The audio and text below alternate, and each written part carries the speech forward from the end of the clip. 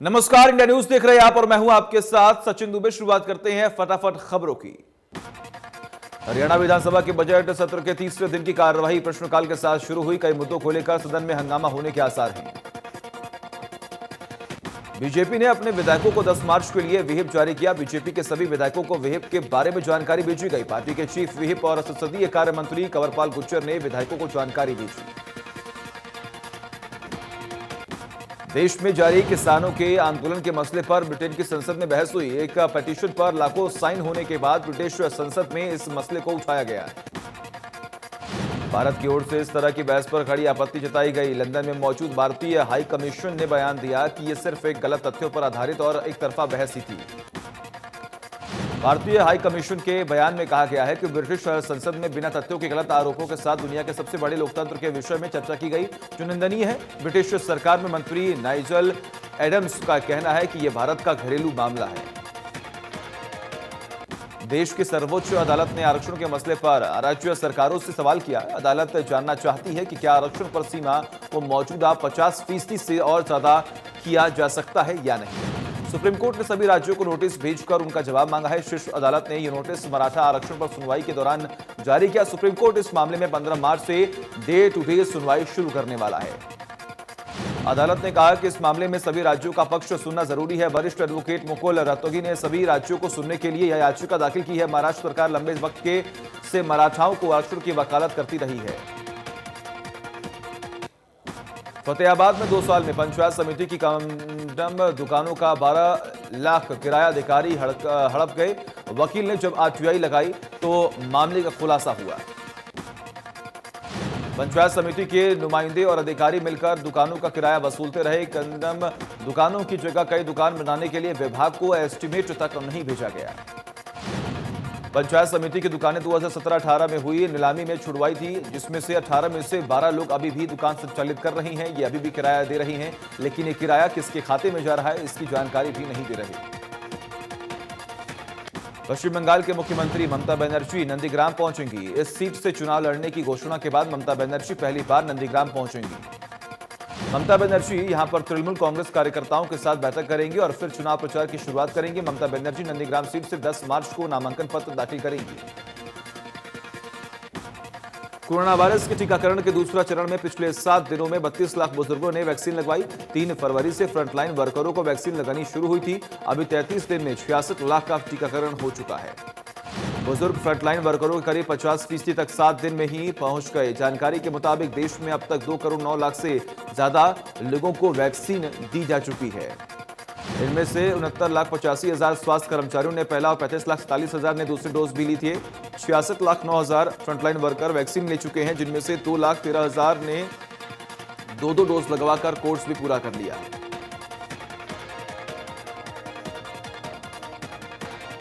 झांसी की कृष्णा कॉलोनी में बदमाश मकान में डकैती की वारदात को अंजाम देते हुए लाखों रुपए कैश लूटकर भागने में सफल हो गए और मकान में मौजूद महिलाओं और बाकी लोगों पर लाठी डंडों से हमला कर दिया, उन्हें घायल कर दिया।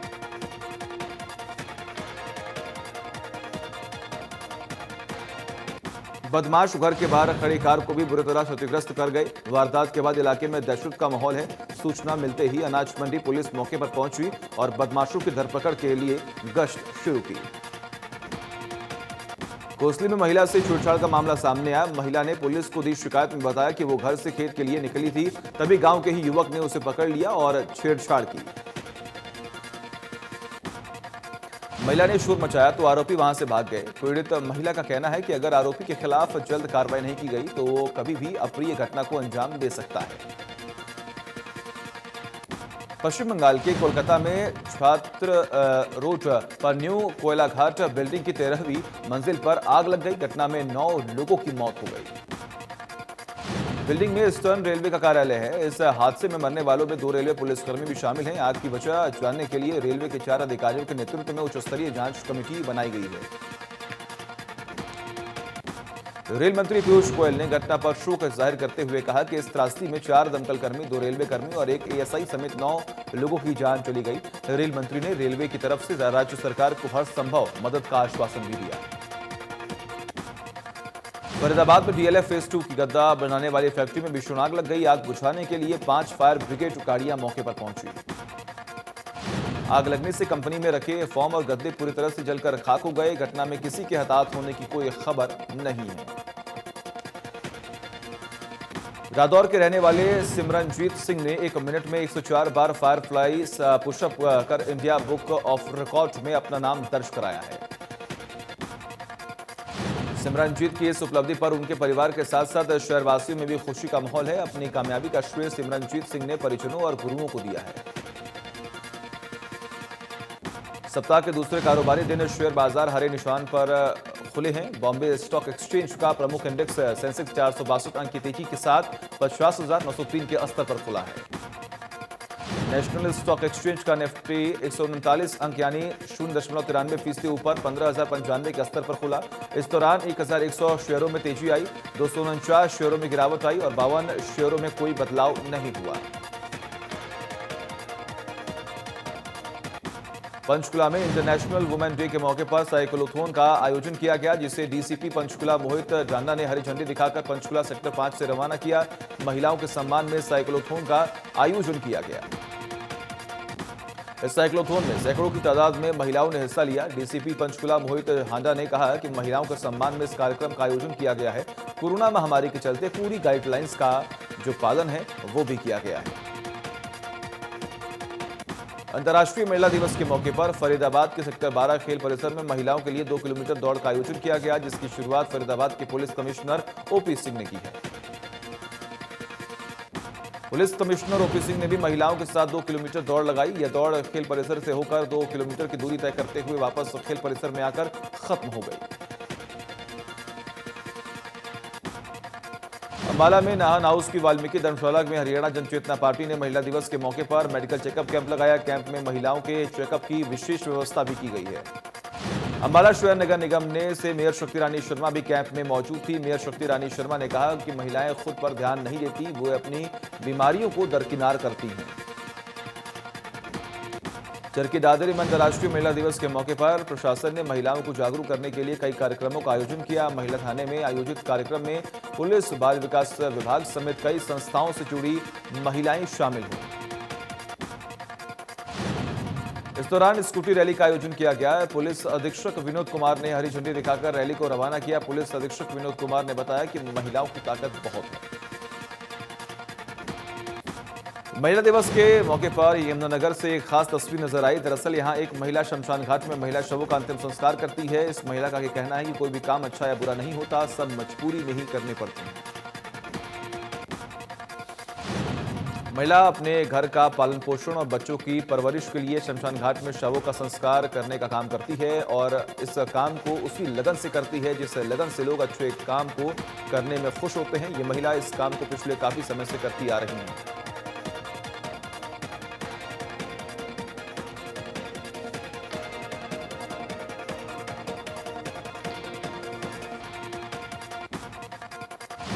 संयुक्त किसान मोर्चा के आह्वान पर झज्जर के टिकरी बॉर्डर पर महिला दिवस कार्यक्रम का आयोजन किया गया, जिसमें महिलाओं ने आंदोलन की बागडोर संभाली है। महिलाओं ने आंदोलन के मंच से सरकार को चेतावनी देते हुए कहा कि नारी किसी से कम नहीं है, अपने हक की लड़ाई में पुरुषों के साथ कंधे से कंधा मिलाकर चल रही है। गुरुग्राम के स्वतंत्रता सेनानी हॉल में महिला दिवस के मौके पर प्रतिभा सम्मान समारोह का आयोजन किया गया। कार्यक्रम में मुख्य अतिथि के तौर पर प्रदेश बीजेपी अध्यक्ष ओम प्रकाश धनखड़ ने शिरकत की। प्रतिभा सम्मान समारोह में 57 महिलाओं को सम्मानित किया गया, जिन्होंने प्रदेश को गौरवान्वित करने का काम भी किया, साथ ही दूसरी महिलाओं के लिए भी प्रेरणा बनी। और अंतर्राष्ट्रीय महिला दिवस के मौके पर चंडीगढ़ में आयोजित राज्य स्तरीय समारोह में मुख्यमंत्री मनोहर लाल ने जिला सिरसा को लिंगानुपात में प्रथम आने पर सम्मानित किया। उपायुक्त प्रदीप कुमार और पीओ आईसीडीएस डॉक्टर दर्शना सिंह ने मुख्यमंत्री मनोहर लाल सम्मान प्राप्त किया। इस अवसर पर लघु सचिवालय सिरसा स्थित वीडियो कॉन्फ्रेंसिंग कक्ष में आयोजन किया गया। मेवात जिले में दूसरे जिलों के मुकाबले लिंग जांच और भ्रूण हत्या के मामले कम ही सामने आए। जिले में निजी और 19 अल्ट्रासाउंड केंद्र है, जो 3 से 4 सरकारी अस्पतालों में अल्ट्रासाउंड की व्यवस्था है। जिले में लिंगानुपात की बात की जाए तो यहां 1000 लड़कों के मुकाबले 934 लड़कियां हैं, जो प्रदेश में टॉप 5 जिलों में शामिल है। स्वास्थ्य विभाग की टीमें लगातार अल्ट्रासाउंड केंद्रों पर छापेमारी करती रहती हैं।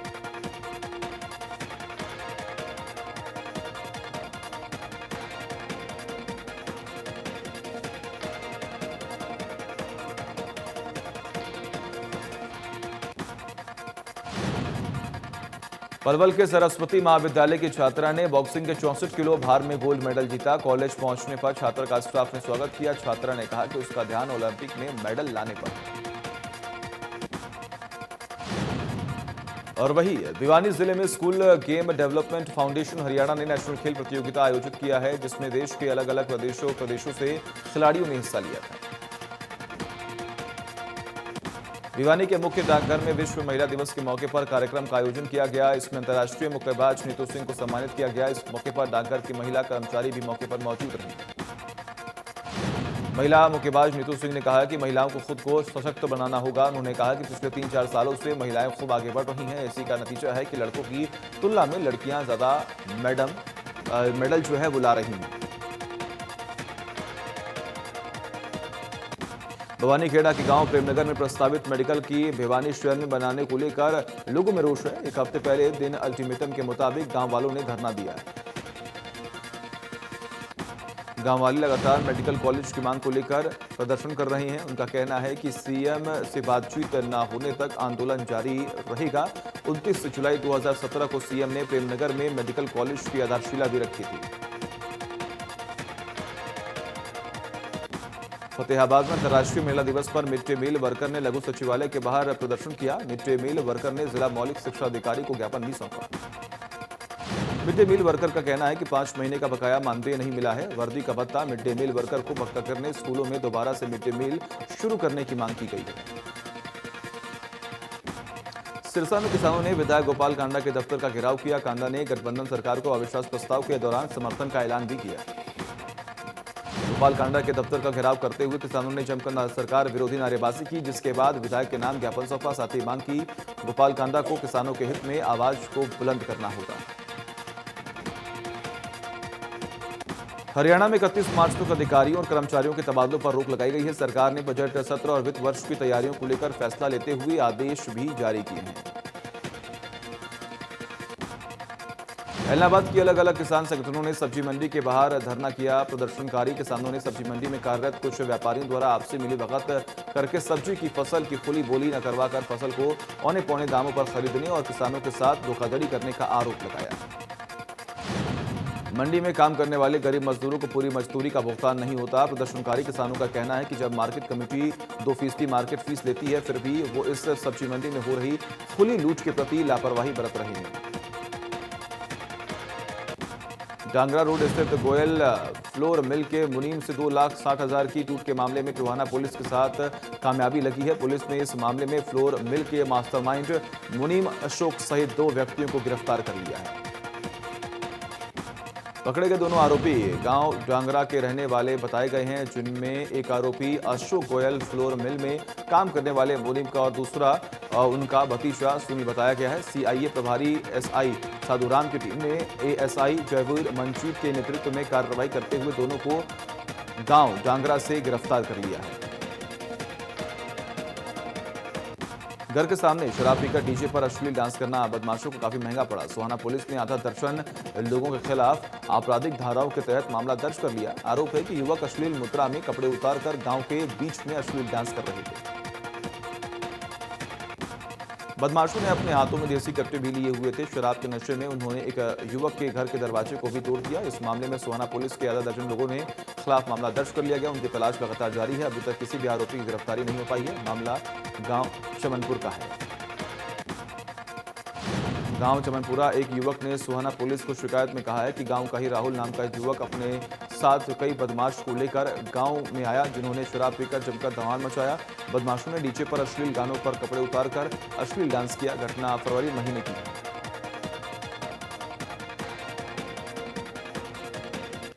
गुरुग्राम में सफाई कर्मचारियों के लिए 6 दिवसीय प्रशिक्षण शिविर का आयोजन किया जा रहा है। सफाई मित्र सुरक्षा चैलेंज प्रशिक्षण कार्यक्रम में सभी सफाई कर्मचारियों को सीवर से जुड़ी मशीनों को लेकर जानकारी दी जाएगी। कार्यक्रम की शुरुआत गुरुग्राम की मेयर मधु आजाद ने की। शिविर की सफाई के दौरान कई कर्मचारी हादसों का शिकार हो जाते हैं। इसी को देखते हुए गुरुग्राम में मशीनों से शिविर की सफाई का फैसला किया गया। कोरोना वायरस से अपनों को खोने के बाद जो बुजुर्ग अकेले रह गए उनके लिए फरीदाबाद के क्लब की शुरुआत की गई है, जहां जैसी बुजुर्ग अपने अनुभव, खुशियां और गम एक दूसरे के साथ बांट सकते हैं। जिला उपायुक्त यशपाल यादव ने डिग्निटी टू डिग्निफाई क्लब का उद्घाटन करने के बाद कहा कि कोरोना के बीच कई लोगों ने अपनों को खोया है और ऐसे में कुछ बुजुर्ग अकेले रह गए, उन्हें सहारा मिलेगा। ट्विटर फरीदाबाद के स्लेश अमर क्रिकेट अकेडमी में DC-11 और FCCI टाइगर्स के बीच T20 मैच खेला गया, जिसमें DC-11 ने 43 रनों से जीत दर्ज की है। पहले बल्लेबाजी करने उतरी DC-11 की टीम ने 20 ओवर में 227 रन बनाए, तो वही FCCI टाइगर की टीम कुल 184 रन पर सिमट गई। DC-11 के कप्तान फरीदाबाद के DC यशपाल यादव को केंद्रीय मंत्री कृष्णपाल गुर्जर ने उनकी टीम समेत सभी को ट्रॉफी दी। इस मौके पर FCCI के पदाधिकारी और DC-11 टीम में शामिल सभी अधिकारी मौके पर मौजूद भी रहे। भारत की शीर्ष महिला पहलवान और टोक्यो ओलंपिक की दावेदार मानी जा रही विनेश फोगाट फिर से दुनिया की नंबर 1 एक खिलाड़ी बन गई हैं। 26 साल की पहलवान ने लगातार 2 अंतर्राष्ट्रीय टूर्नामेंट में गोल्ड मेडल जीतकर रैंकिंग में जबरदस्त छलांग लगाई है। फोगाट ने मोतिया पेलिकोन रैंकिंग कुश्ती सीरीज में जीत दर्ज करके लगातार दूसरे सप्ताह दूसरा गोल्ड मेडल जीता। इसके साथ ही उन्होंने अपने वजन वर्ग में भी नंबर 1 की रैंकिंग हासिल की है। इस टूर्नामेंट में उतरने से पहले विनेश तीसरे रैंक पर थी, लेकिन शनिवार को गोल्ड मेडल जीतकर उन्होंने 14 अंक हासिल किए और शीर्ष पर काबिज हो गई। भारत के स्टार पहलवान बजरंग पूनिया गोल्ड मेडल जीतकर दुनिया के नंबर 1 रेसलर बन गए हैं। भारतीय महिला पहलवान विनेश फोगाट की स्वर्णिम जीत के बाद पुरुषों की कुश्ती के स्टार बजरंग पूनिया के रोम के मोतियो पेलिकॉन में चल रही रोम रैंकिंग सीरीज के स्वर्ण पदक पर कब्जा कर लिया है। 65 किलोग्राम भार वर्ग में फ्री स्टाइल इवेंट के फाइनल में मंगोलिया के तुल्गा तुमर आउचिर को बजरंग पूनिया ने 2-2 से हराया। इस इवेंट में बजरंग पूनिया का ये लगातार दूसरा स्वर्ण पदक है और वे अब दुनिया के नंबर 1 पहलवान बन गए हैं। सोनीपत के बाल सुधार गृह में कैदी की संदिग्ध हालत में मौत हो गई। कैदी के परिजनों ने बाल सुधार गृह में प्रशासन पर लापरवाही का आरोप लगाया। वहीं पुलिस का कहना है कि नेचुरल डेथ है। पूरे मामले में पुलिस गहनता से जांच कर रही है। एक मामले में पानीपत के रहने वाले शख्स को 10 साल की सजा हुई थी। परिजनों का आरोप है कि वह 2 से 3 दिन पहले अपने बेटे से मिलने के लिए आए हुए थे और वहीं पूरी तरह ठीक हो गए थे। सिरसा की गौशाला मोहल्ले में नगर परिषद के कार्यवाहक दरोगा पर अज्ञात लोगों ने हमला कर दिया। घायल कर्मचारी को नागरिक अस्पताल में भर्ती कराया गया, जहां से प्राथमिक उपचार के बाद उसे रेफर कर दिया गया। बताया जा रहा है कि नथु दरोगा गौशाला मोहल्ले में ड्यूटी पर थे। इस दौरान उसने कर्मचारियों की हाजिरी लगाई और उन्हें ड्यूटी पर अलग अलग एरिया में भेज दिया। इसके बाद अज्ञात लोगों ने उस पर हमला बोल दिया। भिवानी CIA 2 पुलिस ने एक बार फिर अवैध शराब तस्करी का पर्दाफाश किया। CIA 2 पुलिस ने गुजरात के लिए जा रहे बंद बॉडी ट्रक में तस्करी के लिए जा रहे अंग्रेजी शराब की 299 पेटी बरामद की है। और वही ASI राकेश फिलानिया की टीम ने रोहतक रोड पर नाकेबंदी कर तस्करी के लिए ले जा रही शराब बरामद की है। ASI राकेश फिलानिया ने बताया कि शराब खरखोद से लाई गई थी, जिसकी जांच लगातार जारी है। डहवाली पुलिस ने जिला सिरसा में हो रहे गुजरने वाली मुंद्रा बठिंडा रिफाइनरी की कच्चे तेल की पाइपलाइन से तेल चोरी करने वाले के गिरोह का पर्दाफाश किया गया। पुलिस ने इस मामले में 6 आरोपियों को गिरफ्तार कर लिया। तेल चोरी के आरोप में पकड़े गए सभी आरोपी पंजाब, उत्तर प्रदेश और हरियाणा के रहने वाले हैं। फिलहाल पुलिस ने सभी आरोपियों को गिरफ्तार कर लिया है। जांच लगातार जारी है। सोनीपत के गांव बोयापुर के एक गेस्ट टीचर ने अपने 4 साल के बेटे के साथ रेलवे ट्रैक पर कूद गया, जिससे सामने से गुजर रही ट्रेन से कटकर दोनों की मौत हो गई। पुलिस ने दोनों के शव को पोस्टमार्टम के लिए भिजवा दिया। सुहाना की पहाड़ कॉलोनी में बच्चों के झगड़ों को लेकर 2 गुटों में आमने सामने से जमकर मारपीट हो गई और लाठी डंडे भी चले, जिसमें कई लोग गंभीर रूप से घायल हो गए। घायलों को सुहाना के नागरिक अस्पताल में भर्ती करवा दिया गया, जहां से 6 लोगों को गुड़गांव के लिए रेफर कर दिया गया। सुहाना पुलिस ने मामले में घायलों के बयान लेकर जांच शुरू कर दी है। कॉलोनी के पार्षद ने बताया कि अवैध तौर पर शराब का ठेका चल रहा है, जिस कारण शराब पीकर आए दिन झगड़े होते रहते हैं। शिकायत के बाद भी प्रशासन ने आज तक उसे नहीं हटाया। हांसी पुलिस ने सेक्स रैकेट के मामले में 2 लड़कियों समेत 4 लोगों को पुलिस ने गिरफ्तार कर लिया है। बड़सी गेट के बाहर स्थित भाग्यश्री मार्केट में सेक्स रैकेट की सूचना मिली थी। केंद्रीय एसडीएम कार्यालय के वाहनों के फर्जी रजिस्ट्रेशन का मामला सामने आया है। फाइनेंस कंपनियों के जब्त किए गए वाहनों में रजिस्ट्रेशन बदलकर कागजों से उसका मॉडल नया दिखाया जा रहा था। वाहनों के दस्तावेजों के फर्जीवाड़े से वाहन की वैधता 4 साल से 5 साल के लिए बढ़ जाती थी। ऐसे वाहन 22 वाहन सामने आए। पूरे फर्जीवाड़े में एसडीएम कार्यालय और हरियाणा रोडवेज के कर्मचारी सहित 11 कर्मचारियों की मिलीभगत पाई गई थी। गोहाना में अंतर्राष्ट्रीय महिला दिवस के मौके पर महिलाओं ने प्रदर्शन किया। महिलाओं ने 3 कृषि कानूनों को रद्द करने की मांग सभी संख्या में महिलाएं गोहाना के खुद ट्रैक्टर चलाकर सिंगू बॉर्डर की तरफ रवाना हुई। पलवल जिले में गोंदा फूलों की खेती के प्रति किसानों का रुझान बढ़ रहा है। जिला बागवानी अधिकारी डॉक्टर अब्दुल रज्जाक ने बताया कि जिले में करीब 250 एकड़ में किसानों ने गेंदा फूल के खेती कर रखी है। बागवानी विभाग के जरिए अप्रैल महीने में एक शेड्यूल बनाया जाएगा जिसमें गेंदे के फूलों की खेती के लिए किसानों को जागरूक किया जाएगा। कैथल के खरका गांव में सीनियर सेकेंडरी स्कूल के 35 बच्चे कोरोना पॉजिटिव पाए जाने के बाद स्कूल एक हफ्ते के लिए बंद कर दिया गया है। गौरतलब है कि पहले स्कूल के टीचर कोरोना पॉजिटिव पाए गए थे, जिसके बाद स्कूल के 100-150 बच्चों का सैंपल लिया गया जिसमें 23 बच्चे कोरोना पॉजिटिव पाए गए। हरियाणा में 24 घंटे में कोरोना के 231 केस मिले और कोरोना से 2 मरीजों की जान चली गई। प्रदेश में एक्टिव केसेस की संख्या 2000 से ज्यादा हो गई है। दिल्ली में 24 घंटे में कोरोना के 239 के सामने आए हैं। दिल्ली में अब तक 6,41,000 से अधिक संक्रमितों के केस हो चुके हैं, जिसमें से अधिकतर ठीक हो चुके हैं। एक्टिव केस की संख्या 2000 से कम है।